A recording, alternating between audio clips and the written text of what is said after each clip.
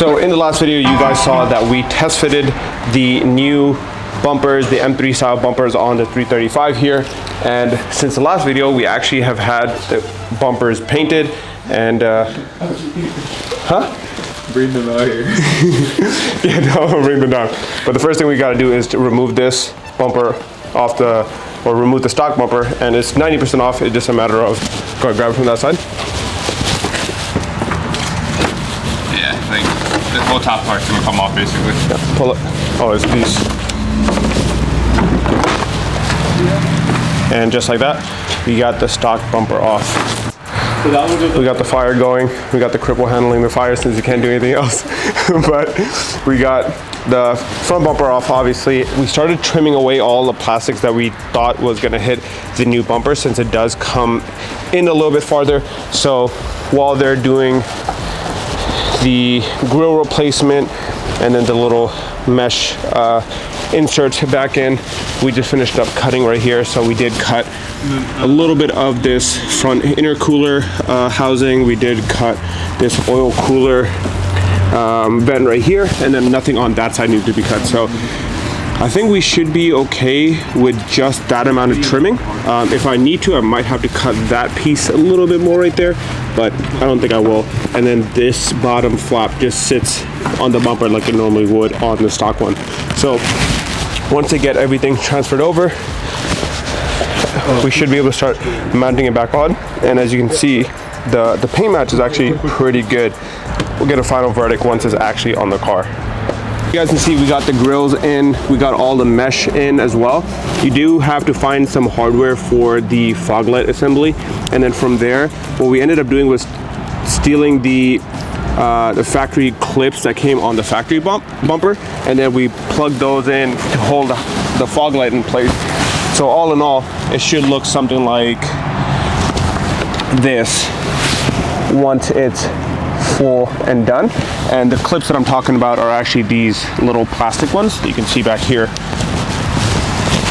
And you can just steal these off the stock fog light assembly, steal the bolts, and then just reuse these. And this is going to be a lot better of a hold than just putting it straight into the plastic with like a plastic screw or something.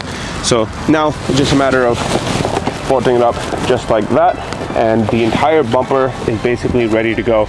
The only other piece that you're going to need to bring from the factory bumper is this metal bumper bracket, and these are pretty simple to remove from the stock one, and they just press back on here.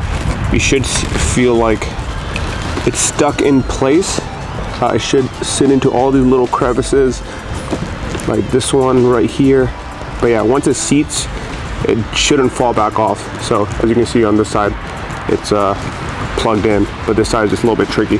So with that, everything on the new bumper is ready to go. So we should be able to install this on the car now. But the only other thing that we need to do is I need to do a little bit of wiring and just redo the factory fog light bulbs and just wire up the new ones. So I'm going to quickly do that, see if I get it right, and I'll show you guys what wires go to what, so you guys can do that at home yourself as well.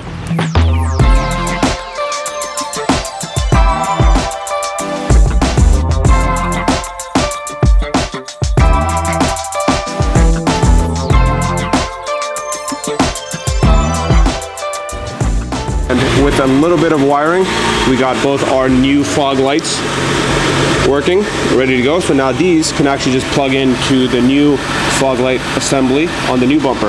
So now with that done, we can start throwing everything on, and it should be as simple as just making sure that all the gapping is right. But we'll pick up the camera again once the new one is on, and then we can start the rears.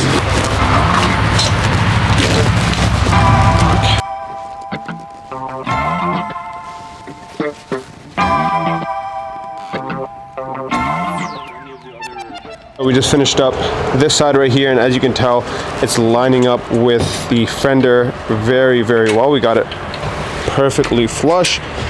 Not perfect, but it's like 90% there. The gapping does align with the rest of the gapping on the headlight. And this side, we are almost tightened up, but for the most part, It is sitting flush. This side is tucked in a little bit right here, but we're just gonna bring that out. But we need to get this wheel off the ground so we can do that. And then from there, we'll focus on the gapping right on the top here, which is gonna need a good amount of work since this needs to get pulled out and so on. So we'll focus on that at the end. But for the most part, the bumper's looking good, paint match looks good. So we're just gonna finalize this before we jump onto the rear. Okay, so we got everything tightened up. Moment of truth. Let's see if our hood lines up. It's looking good. I think we got the top lined up perfectly. This side can come out just a tad bit from this corner, but this side looks perfect. And then obviously I showed you guys how the fenders look. And that is the final look. Honestly, it looks really good on camera. It looks better on camera than it does in person. So calling it here for the day just because we ran into the issue with the exhaust tips. Fortunately, the exhaust tips don't clear the new bumper. They sit right outside of the new exhaust holes. So we're gonna go ahead, cut the muffler off, get rid of the exhaust tips entirely, put the new bumper on, but we can't do that today, right? So tomorrow, Sunday, I don't know if any shops are gonna be open. So the game plan is to get the mufflers cut off sometime this week, hopefully, and then bring the car back and we'll finish installing the rear bumper, which should go on a lot easier than the front bumper did. So as you guys can tell from the last clip, there's no more mufflers on the car. We cut them off so that way we can put the new bumper on, and then from there take it back to the muffler shop so that we can get the new E90 M3 mufflers. So we chopped it. He's gonna replace that once the bumper's back on. So that's gonna be the first step, and then we'll send it back to the shop to actually get it reinstalled. But yeah, they're gonna have to do some modification because right now it's just like the stock assembly, and they're gonna have to create some hangers for it and whatnot, but that won't be our problem to deal with. Fingers crossed this part is easy because the front was a pain in the butt to do. But they're grabbing the bumper now. Hopefully it's just you press it in, everything mounts back up. And I think in terms of like brackets, this is one of the key brackets that holds it in place. And it also has these very weird metal tabs. So when we were taking off the old bumper, this actually ripped a lot of those plastic tabs. So I'm really not sure how you're supposed to properly remove it when you're taking the old bumper off. But from there, it's just a matter of putting all our bolts back in, which is these two, and I think a bunch on the bottom, and we should be good. So as you can see, we got the bumper on, and honestly it looks really good. Fitment's a little iffy on the body line right here, but in terms of like how flush it is, it's fine. It just kind of, the gapping is a little bit large, and honestly not sure how to prevent that, or if that even matches up with how the OEM stock bumper was. But we got it flush a good amount right here, so that's good. And now we're just gonna do the exact same thing on the other side, put all our clips in. We have all those down here, and then put the taillights in, and we should be good to go. So just one thing to note, if you are gonna be doing this yourself, is that none of your bumper clips or I guess fastening screws are gonna fit up. As you can see, there's like a 3-inch gap between this and this. So, and another thing to note is that you are gonna have to cut off your brackets. So this one, I think this is just a bumper bracket. You would normally just mount your bolt into here. So you're gonna have to cut this off. There's another bracket right here you're gonna have to cut, and then another one right there you're gonna have to cut. So your bumper overall is gonna be a lot less I guess mounted, if you want to say that, but I think still pretty sturdy the way it's looking. Alright, moment of truth.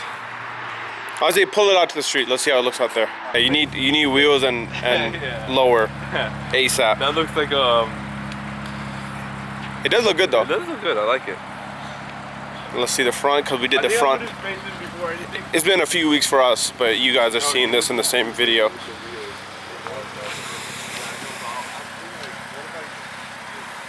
But yeah, fog lights. Yeah, I think the major issues were this piece right here. This is as tight as this bolt's gonna go. So that was a major issue that we ran into. And then the gapping between the headlight right here is something that we were running into. And again, we're not professional, so we can't really dial everything in, but the rear fits a lot better and 10 times easier to install. It's just like the gapping is a little bit large where the bumper meets the quarter panel, but nothing crazy, nothing someone would notice on their own. Good, I like it. So yeah, last piece that they need to do, or we need to do, is get the muffler installed, the M3 style muffler. So once that happens, this car will basically be done with the conversion. Now that might take a few more days, and we probably won't add to this video, but tomorrow we'll definitely see this car again in the future. And he's looking for wheels right now, so if anyone has some cheap wheels that would fit on a 335 that would look good on this car, let us know, because we need to lower this thing and put some wheels on it ASAP. I think that's gonna be it for this video at least. We'll get a little update here soon once the new mufflers are on, but for anyone doing this at home, just be careful that it's not gonna be the best fitment. It is gonna be an Alibaba bumper or a Chinese bumper, so just keep that in mind and let a professional do it if you can. But doing it at home, it's not too bad, and we got it done. With that being said, I'll see you guys on the next one. Peace.